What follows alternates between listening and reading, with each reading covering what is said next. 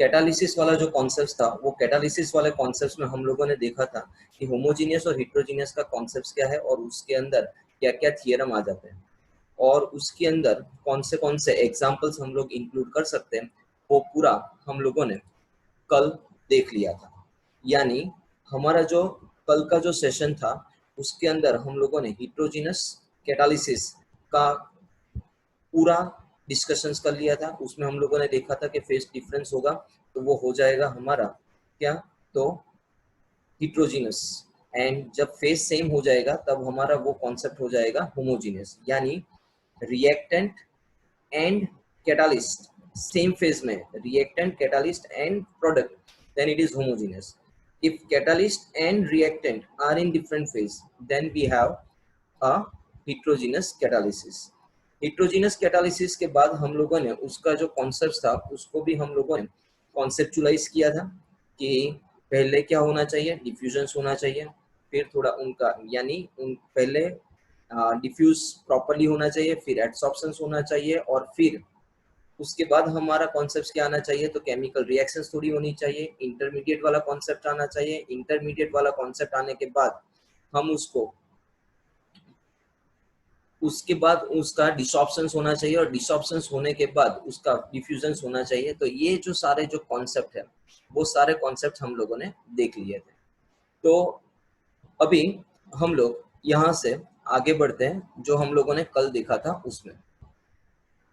तो कल हम लोगों ने जो देखा था उसमें हमारा ये वाला पॉइंट आ गया था,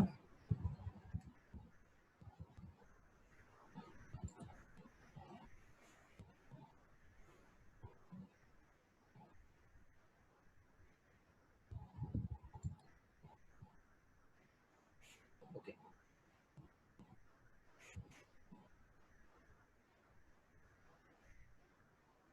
तो कल हमने जो देखा था उसके अंदर हम लोगों ने ये वाली थियरी पे ज्यादा फोकस किया था, यानी एडसॉर्प्शन थियरी ऑफ हिट्रोजीनस में कल हमारा जो कॉन्सेप्ट था उसके अंदर हमारा ये वाला पॉइंट यहाँ से हम लोगों ने देख लिया था, the theory explains the mechanisms of the heterogeneous catalysis.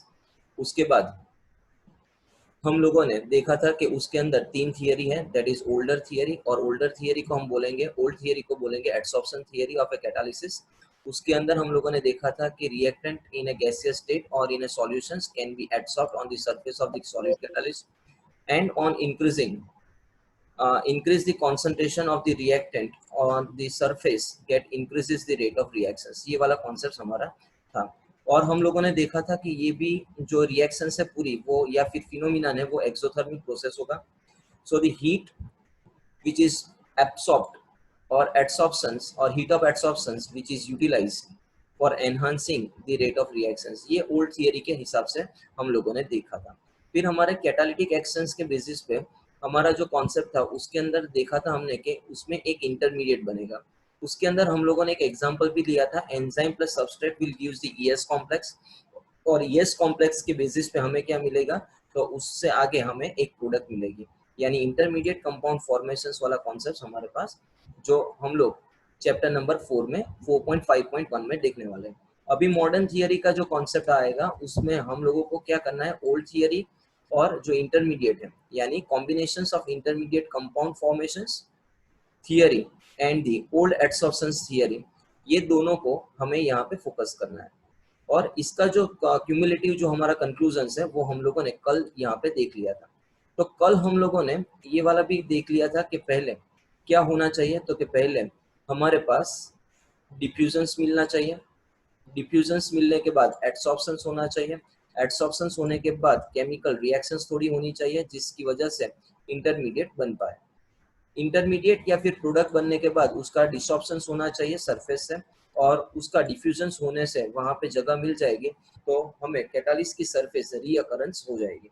तो उसके लिए हम लोगों ने कल एग्जांपल्स जो देखा था वो बेंच वाला एग्जांपल्स था, 2 से 5 की बैच और 5 से 8.5 की बैच का कुछ एग्जांपल्स हम लोगों ने लिया था। तो यहाँ पे हम लोग क्या सोच सकते हैं, तो कल हम लोगों ने देखा था उस हिसाब से कैटालिस्ट की जो सरफेस है उसके ऊपर जो रिएक्टेंट है वो क्या हो जाना चाहिए, एक बेस पे आ जाना चाहिए, यानी उसका डिफ्यूजन होना चाहिए। डिफ्यूजन होने के बाद उसका जो सरफेस ऑफ अ कैटालिस्ट है उसके साथ उसका एडसॉर्प्शन होना चाहिए, यानी वहां पे वांडरवाल्स फोर्स ऑफ अट्रैक्शन की वजह से मिनिमम वहां पे उसका रहना चाहिए। उसके बाद वहां पे जो भी रिएक्टेंट ए एंड बी है उसकी रिएक्शंस होगी केमिकल रिएक्शंस, और उससे वहां पे हमें इंटरमीडिएट प्रोडक्ट मिलेगी। इंटरमीडिएट प्रोडक्ट मिलने के बाद जब वो प्रोडक्ट पूरी तरह से बन जाएगी तो उसका डिसॉर्प्शन होना चाहिए। डिसॉर्प्शन कहाँ से होगा, तो कैटालिस्ट की जो सरफेस है वहां से वो निकल जाएगा। निकलने के बाद वहां पे कॉन्सेंट्रेशन ज्यादा होगा तो वो higher concentration to lower concentration momentum दिखलाएगा। तो ये वाला कॉन्सेप्ट हम लोगों को यहाँ पे दिखाई दिया था और कल हम लोगों ने यहाँ तक का फोकस किया था। सो हम लोग the surface of the catalyst unlike the inner part of the bulk has the free valencies which provide the seat for the chemical forces of attractions. When a gas comes in the contact with such surface, its molecules are held up, and due to the loose chemical combinations, and if different molecules are adsorbed side by side, they may react with each other and resulting in the formations of a new molecules, and thus the formed molecules may get evaporate and leaving the surface for the fresh reactant molecule. तो ये वाला concept हमारा यहाँ पे बनेगा. So this theory explains why the catalyst remains unchanged in the mass and chemical compositions at the end of the reactions and is effective mechanisms. तो यहाँ तक का जो हमारा पूरा जो सेगमेंट्स था हम लोगों ने कल फिनिश किया था। अब हम लोग उसका जो ग्राफिकल एक्सप्रेशन है वो उसको समझने का प्रयत्न करेंगे। तो हम लोग यहाँ पे फोकस करते हैं कि मान के चलो ये हमारा कैटालिस्ट है, ये हमारा कैटालिस्ट है। कैटालिस्ट की सरफेस पे हमारे पास ए एंड बी टाइप के दो रिएक्टेंट हैं। अभी ए एंड बी का क्या होगा, तो ए एंड बी जो है उसमें से ए वाला यहाँ पे अटैच्ड होगा और बी वाला कहाँ पे अटैच्ड होगा, तो यहाँ पे अटैच्ड होगा। तो हमारा कॉम्बिनेशन हमें क्या मिलेगा, तो हमारा कॉम्बिनेशन यहाँ पे हमें मिलने वाला है ये वाला। So A and B get attached. So यहाँ पे हमें क्या कॉन्सेप्ट मिला, तो molecule reactant A and B get adsorb on the surface of a catalyst. So यहाँ पे एडसॉर्प्शन का कॉन्सेप्ट मिला। अभी एडसॉर्प्शन होने के बाद यहाँ पे हमें क्या मिलेगा, पहले डिफ्यूज हुआ फिर एडसॉर्प्शन हुआ, अब उनके बीच केमिकल रिएक्शंस होगी। तो केमिकल रिएक्शंस होने के साथ यहाँ पे हम लोग देख सकते हैं कि हमारे पास यहाँ पे एक बॉन्ड फॉर्मेशन होने वाला है। ऐसे इन दोनों के बीच में एक बॉन्ड फॉर्मेशन होता है। यानी अभी हम लोग यहाँ पे फोकस करेंगे कि यहाँ पे हमारा ये प्रोडक्ट जो है रिएक्टेंट है ए एंड बी, उसके साथ एक दूसरे क्या हो गया, केमिकल बॉन्ड फॉर्मेशन, यानी ये हमारा इंटरमीडिएट का कॉन्सेप्ट आ गया।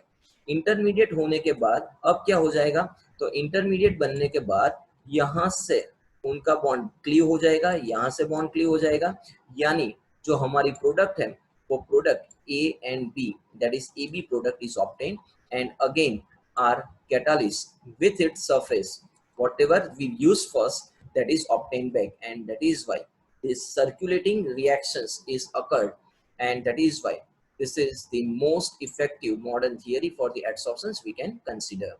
Okay, तो ये वाला जो कॉन्सेप्ट था उसके अंदर हम लोगों ने देखा कि कैटालिस्ट जो पहले यूज हो रहा था उसके केमिकल फॉर्मेशंस में या फिर उसके मास में कोई चेंज नहीं हुआ है, इवन स्मॉल क्वांटिटीज में भी चेंज नहीं हो रहा है, and that is why we can say that the substance which provide the surface to form a chemical reactions and it obtained back as it is, then it is termed as the catalyst. That substance is known as the catalyst.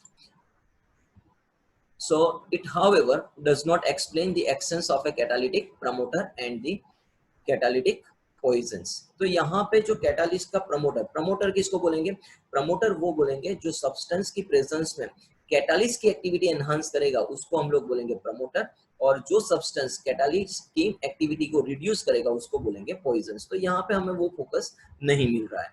फिर आएगा अभी हमारे पास next point, that is the importance और important features of the solid catalysis.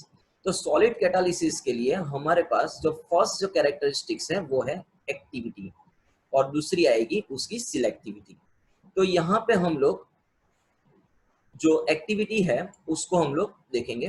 तो activity वाले concept में हम लोग क्या ऑब्जर्व कर पा रहे हैं, तो एक्टिविटी में Activity of a catalyst depends upon the strength of the chemisopsins to a large extent. So whenever the word chemisopsin is there, so we need to keep in mind that whenever the chemisopsin is there, chemical bond formation is there.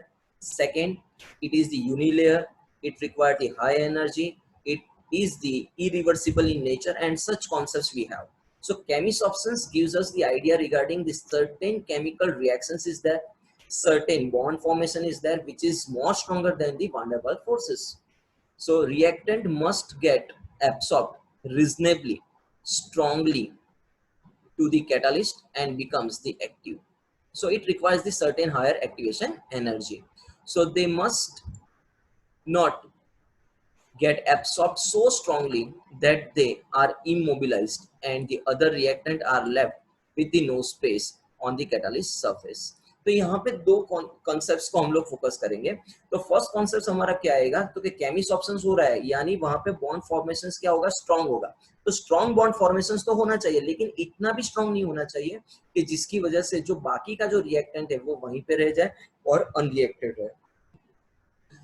So यहाँ पे it has been found that for the hydrogenation reactions, the catalytic activity increases from group number 5 to 11. So we can focus on this group number 5 to 11 by having the knowledge of chapter number 3 of 11, that is the periodic table. According to the periodic table, group number 5 and group number 11, they are being of a D block element. And D block की characteristics क्या है, तो वो ज्यादातर मेटलियस रहते हैं, वो ज्यादातर इनर्ट रहते हैं, यानी थोड़े बहुत रिएक्टिव रहते हैं, वो अपनी सरफेस प्रोवाइड कर सकते हैं और वो सारे कैटालिस्ट के हिसाब से यूज होने वाले हैं. So they are the metals with the maximum activity being shown by the group number 7 to 9. यानी 5 to 11 जो है वो कैटालिस्ट के हिसाब से वर्क कर सकते हैं, लेकिन बेस्ट एक्टिविटी कौन से ग्रुप की है, 7, 8 और 9 ग्रुप की हमें मिलेगी. सो यहाँ पे हमारे पास जो फोकस करने वाली जो चीज है, हमारे पास हाइड्रोजन और ऑक्सीजन जो कॉम्बिनेशन था उसमें हम लोगों ने प्लेटिनम को ले लिया था. तो प्लेटिनम, निकल या फिर पैलेडियम हम ले सकते हैं, लेकिन टंगस्टन या फिर सिल्वर को यहाँ पे हम यूटिलाइज नहीं कर सकते, या फिर हम लोग ऐसे बोल सकते हैं for the particular reactions it won't be going to utilize. तो ये वाला जो सेगमेंट्स है वो हमें यहाँ पे ध्यान पे रखना है. So now moving on the selectivity. So selectivity के केस के लिए मेरे पास एक सिंपल सा एग्जांपल है. सो जैसे रिजल्ट आता है या फिर कोई एक इंसिडेंस होता है, तो हम लोग अपने फैमिली की ओर अलग से रिएक्ट करते हैं, अपने फ्रेंड के साथ अलग से रिएक्ट करते हैं और अपने भाई या बहन के साथ अलग से रिएक्ट करते हैं. यानी कंडीशंस जो सेम है या फिर रिएक्टेंट सेम है, लेकिन पर्सन्स वेराई हो जाता है, यानी कैटालिस्ट वेराई हो जाती है, तो हमारी प्रोडक्ट डिफरेंट रह जाती है. सो एक केस में यानी मान के चलो कोई इंसिडेंस हो रहा है, तो हम लोग घर में मम्मी पापा के साथ बहुत आराम से बात कर रहे हैं, हम लोग उनके सामने कुछ नहीं बोल सकते. भाई के साथ हम लोग बोल सकते हैं कि तू इसमें बीच में मत बोल, या फिर फ्रेंड के साथ हम लोग क्या कहेंगे, हाँ यार इसमें तो ये वाली दिक्कत थी तो ये मुझे करना पड़ा और ये थोड़ा प्रॉब्लम सा हो गया. तो ये वाला जो सेगमेंट्स है, तो हम लोग यहाँ पे क्या फोकस करेंगे, तो हम लोग यहाँ पे फोकस करेंगे कि हमारे पास कार्बन मोनोऑक्साइड और हाइड्रोजन गैस है, इसका मिक्सर है, यानी सिंथेटिक गैस है.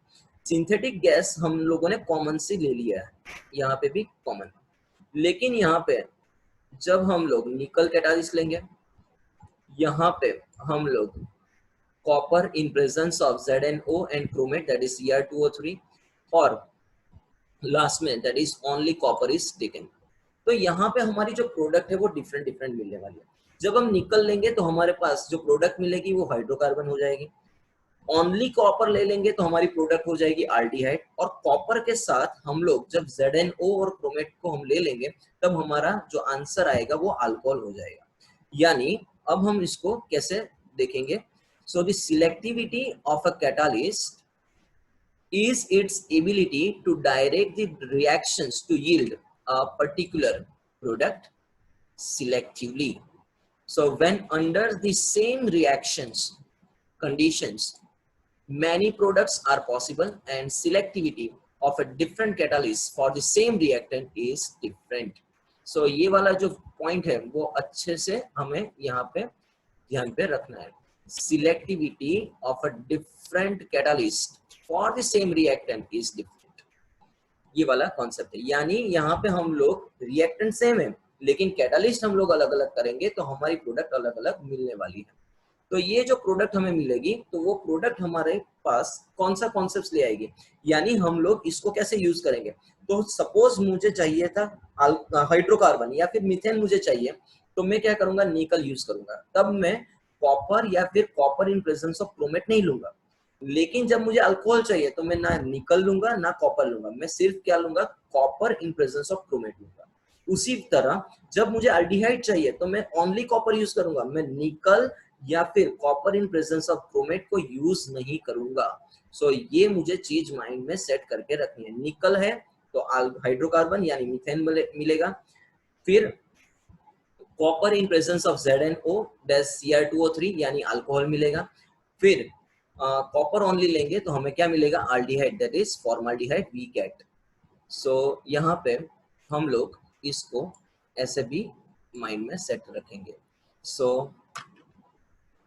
यहाँ पे हाइड्रोकार्बन मैं आपको ब्रॉड टर्म दे रहा हूँ, यहाँ पे आ जाएगा अल्कोहल और यहाँ पे आ जाएगा आल्डिहाइड। ये वाला कॉन्सेप्ट हमें मिलेगा। ये आपको कहाँ पे यूज होगा, तो ये वाला कॉन्सेप्ट आपको ऑर्गेनिक के अंदर यूज होने वाला है। Now moving on the next, so it can be inferred that the actions of a catalyst is highly selective in nature, and as a result the substance which act as a catalyst in one reactions may fail to catalyze the another reactions। तो ये वाला जो concept है वो उसका selectivity रहता है, यानी मुझे निकल जो चाहिए, सॉरी जो निकल जो है वो हाइड्रोकार्बन अच्छे से बनाएगा, लेकिन ऐसा जरूरी नहीं है कि वो अल्डिहाइड बनाएगा, वो अल्डिहाइड नहीं बनाएगा। यानी एक जगह पे उसकी बेस्ट रिएक्शंस मिलेगी और दूसरी जगह पे उसकी रिएक्शंस नहीं मिलेगी। Now moving on the next point, that is the safe selective catalysis. So safe selective catalysis में यहाँ पे वर्ड को हम लोग फोकस करेंगे, सेफ एंड सिलेक्टिव, यानी जिसके पास एग्जैक्ट सेफ है या फिर उसका डायमेंशन फिक्स है। सिलेक्टिव यानी वो कहीं जगह पे ही वो रिएक्शंस करेगा और कहीं पे भी नहीं करेगा, यानी जहां पे उसका सेफ या फिर उसका डायमेंशन मैच करेगा वहीं पे जो एक्शंस देगा उसको हम बोलेंगे सेफ सिलेक्टिव्स। और कैटालिसिस, तो कैटालिसिस का मतलब हो जाएगा द रिएक्शंस एनहांसमेंट फिनोमिना। तो यहाँ पे हमारा जो एग्जांपल है वो एग्जांपल है जियोलाइट। सो जियोलाइट का कॉन्सेप्ट हम लोगों ने कहाँ पे देखा था, तो जियोलाइट का कॉन्सेप्ट हम लोगों ने हाइड्रोजन वाले चैप्टर में वाटर की सॉफ्टनिंग के लिए हम लोगों ने यूज किया था। उस टाइम पे हम लोगों को पता था कि जियोलाइट जो है वो हनीकॉम लाइक स्ट्रक्चर है, उसके पास जो पोरस शेप है, सीट लाइक स्ट्रक्चर है, और वहां पे जो सेंटर है उसके अंदर हम लोग सोडियम पोटेशियम को रख सकते हैं, और उससे हम लोग जो हार्ड वाटर में कैल्शियम और मैग्नीशियम जो है आयंस उसको हम लोग एक्सचेंज कर सकते हैं। वहां पे हम लोगों ने वो वाली थियरम देखी थी। तो यहाँ पे हमारा कॉन्सेप्ट क्या बनेगा ये वाले चैप्टर के अनुसार, तो catalytic reactions that depends upon, किसके ऊपर डिपेंड्स करेगा, so that depends upon the pore structure of the catalyst as well as the size of the reactant। ये दोनों चीज पे वो डिपेंड करेगा, इसीलिए उसका हम लोगों ने नाम दिया है shape selectives. Pore structure of a catalyst and the size of reactant, यानी पोर के अंदर साइज ऑफ रिएक्टेंट, यानी जो हमारा जो कैटालिस्ट है या फिर हमारा जो हम लोगों ने जियोलाइट लिया है उसके पोर्स के अंदर हमारा जो रिएक्टेंट है वो इजीली अंदर आ जाता है तो वो अच्छे से काम करेगा। अगर वो अंदर नहीं आ रहा है तो वहां पे हमें कोई बॉन्डिंग फॉर्मेशंस नहीं होगी और उस वजह से वहां पे वो वर्कआउट नहीं करेगा। As well as the product molecules is termed as the safe selective catalysis। Now the zeolite are the good examples of a safe selective catalyst because their honeycomb structure, so their microporous structure also help us, the microporous structures of aluminosilicates with the three dimensions network of the silicates in which the some silicons atoms are replaced by the aluminum atoms giving the ALOSI frame। So यहाँ पे हमें क्या focus करना है, जो हमारे पास microporous structure है उसको हम लोग क्या बोलेंगे, एल्यूमिनोसिलिकेट्स। उसका स्ट्रक्चर क्या है, दैट इज थ्री डायमेंशनल यानी 3D नेटवर्क स्ट्रक्चर है। वो 3D नेटवर्क स्ट्रक्चर को हम लोग क्या बोलेंगे, सिलिकेट्स। और ये सिलिकेट्स जो है उसको in which some silicons atoms are replaced by the aluminium, ये वाला फोकस करना है। जो सिलिकेट्स है उसके अंदर कहीं कहीं सिलिकॉन्स का रिप्लेसमेंट किससे हुआ है, एल्यूमिनियम से हुआ है। और अभी हमारा स्ट्रक्चर यहाँ पे क्या बनेगा, हमारा जो फ्रेम स्ट्रक्चर बनेगा या फिर बॉन्ड स्ट्रक्चर बनेगा वो बनेगा AlOSi वाला। So this reactions taking place in the zeolite depend upon size and shape of reactant as well as the product molecule as well as upon the pores and the cavities of a zeolite।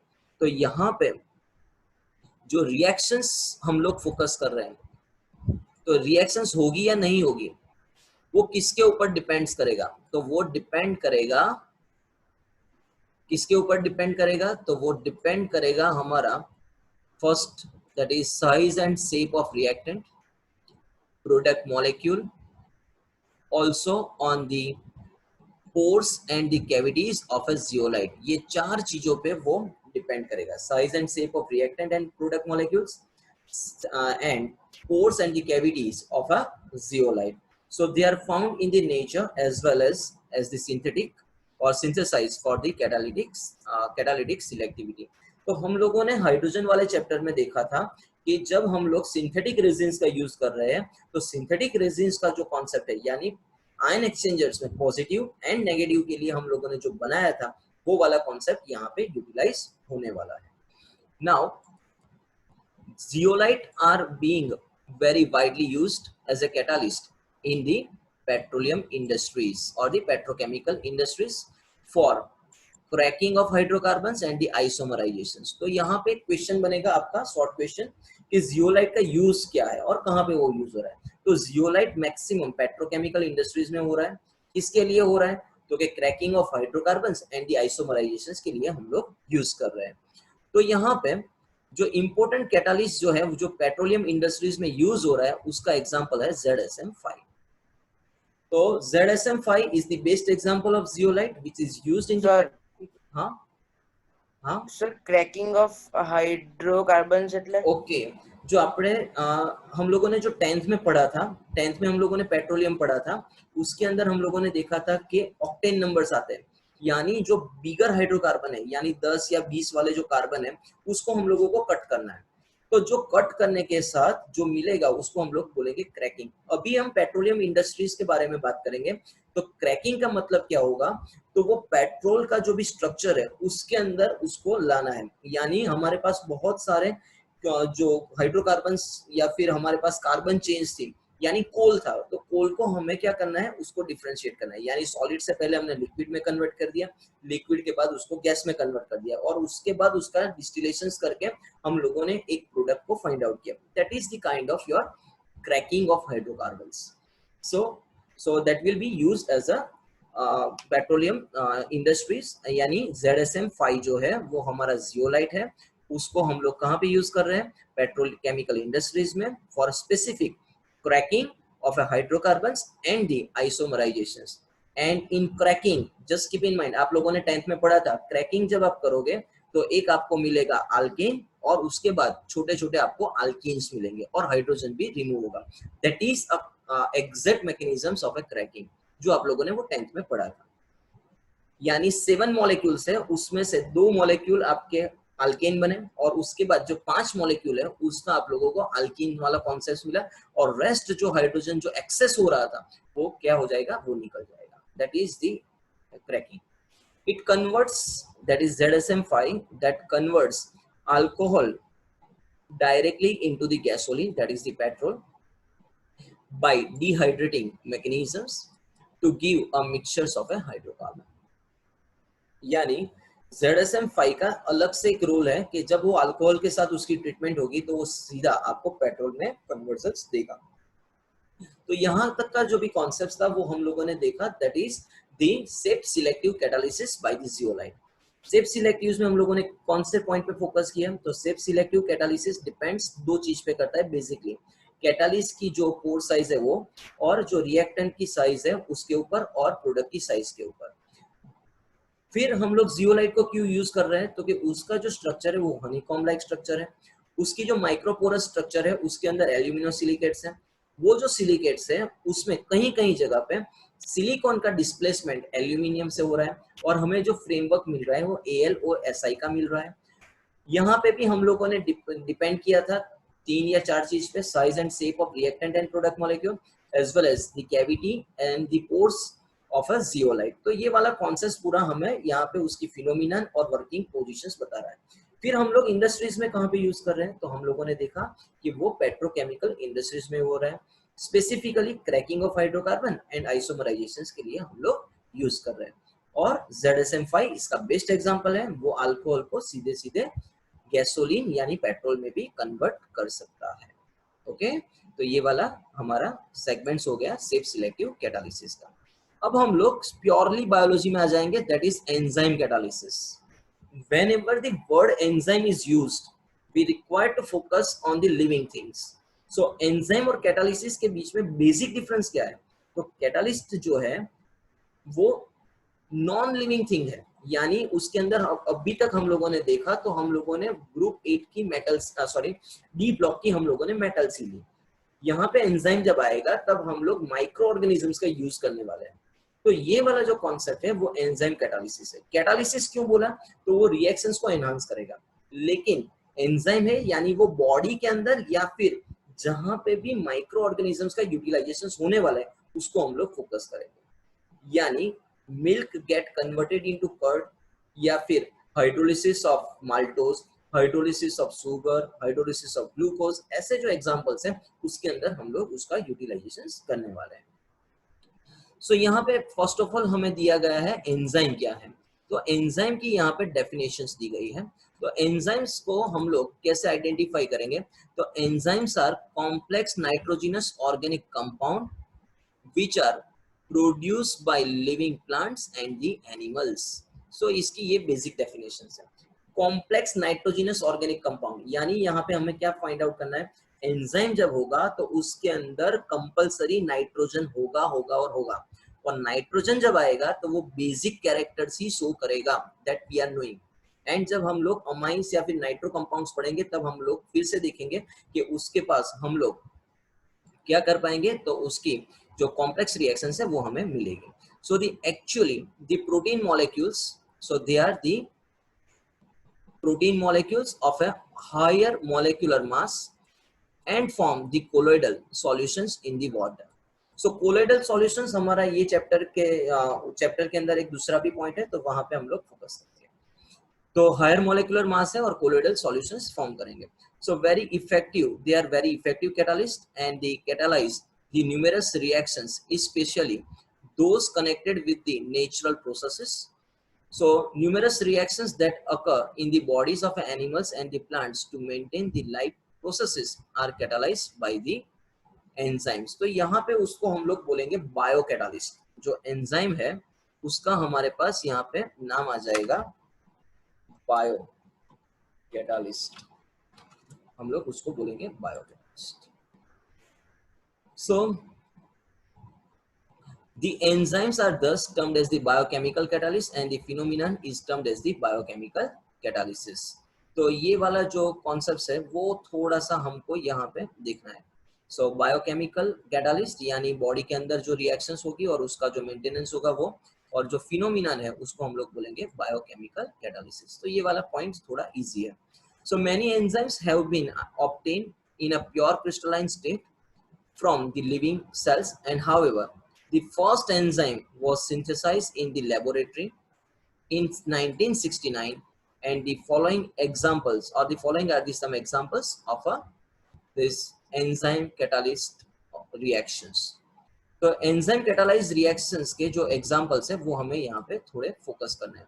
तो आप लोगों को पीछे एक table दिया गया है, उस टेबल में भी थोड़े बहुत दिए हैं, और यहाँ पे जो भी है उसका नाम आपको याद रखना है। Suppose इन्वर्जन्स of A cane sugar, convergence of A glucose into the ethyl alcohol, convergence of a starch into the maltose, conversions of a maltose into the glucose, and the decompositions of the urea into the ammonia. So these are some examples. Now we will focus on the word that is inversions. इन्वर्जन्स का मतलब क्या हो जाएगा, तो उसका optical rotation change हो जाएगा। वो आपको चैप्टर नंबर 10 में हेलो अल्केन्स और हेलो एरिन्स में आपको दिखाया गया है कि ऑप्टिकल रोटेशन चेंज होगा तो उसको हम लोग क्या बोलेंगे, तो इन्वर्जन्स बोलेंगे। और इसका अच्छे से टॉपिक आपको बायोमोलिक्यूल्स चैप्टर में भी दिया गया है। So now the invertase enzymes convert the cane sugar into the glucose and fructose। तो यहाँ पे ग्लूकोज का जो रोटेशन से पॉजिटिव है और फ्रुक्टोज का नेगेटिव है, और उसकी वजह से उसको हम लोग बोलेंगे इन्वर्जन्स। तो यहाँ पे हम लोगों ने कौन सा एंजाइम यूज किया, तो हम लोगों ने एंजाइम यूज किया इन्वर्टेज। सो जो नेम है वो किसके बेसिस पे हो गया, तो फिनोमिनन के बेसिस पे इन्वर्जन्स हो रहा है, यानी यहाँ पे इन्वर्टेज। फिर हम लोग क्या करेंगे, convergence of A glucose into the ethyl alcohol. तो यहाँ पे हम लोग कौन सा एंजाइम यूज करेंगे, तो जाइमेज एंजाइम विल यूज और get convert glucose into the ethyl alcohol and the carbon dioxide. So ये वाला कॉन्सेप्ट हमें यहाँ पे मिलेगा। फिर conversions of a starch into the maltose. So starch we are knowing the starch is the made up of the glucose molecules by the certain bond formations that we will learn in the biomolecule chapter. Now using the diastase enzyme, it will get destroyed or hydrolyzed, and we will get the disaccharide, that is the maltose, which is also having the glucose as a part of its constitutions. So यहाँ पे हम लोगों ने जो maltose बनाया उसको हम लोग क्या करेंगे, अभी ग्लूकोज में कन्वर्ट करना है, तो माल्टेज एंजाइम्स को यूज करके हम लोग उसको क्या करेंगे, कन्वर्ट कर देंगे ग्लूकोज में। यानी इन्वर्जन्स के लिए invertase enzyme, convergence of A glucose into the ethyl alcohol जाइमेज enzyme, starch into maltose के लिए डायस्टेज एंजाइम, और convergence of A maltose into the glucose, यहाँ पे हमें माल्टेज को यूज करना है। अब हम लोग लेंगे urea, decompositions of urea into the ammonia and carbon dioxide. तो हम एंजाइम कौन सा यूज करेंगे, हम लोग ये एंजाइम यूज करेंगे यूरियस। तो यहाँ पे आप लोगों ने एक चीज देखी होगी कि पर्टिकुलर रिएक्शंस के लिए हम लोगों ने पर्टिकुलर एंजाइम को लिया है, यानी कोई भी एंजाइम दूसरी जगह पे वर्क करने वाला नहीं है। That is the specificity of the enzymes that we can focus. Okay, now we have the another examples, that is ये वाला आपको अच्छे से याद रखना है। ये वाला जो आपका पॉइंट है उसमें आपको क्या दिया गया है, तो यहाँ पे हमें दिया गया है in stomach pepsin enzyme converts the protein into the peptides,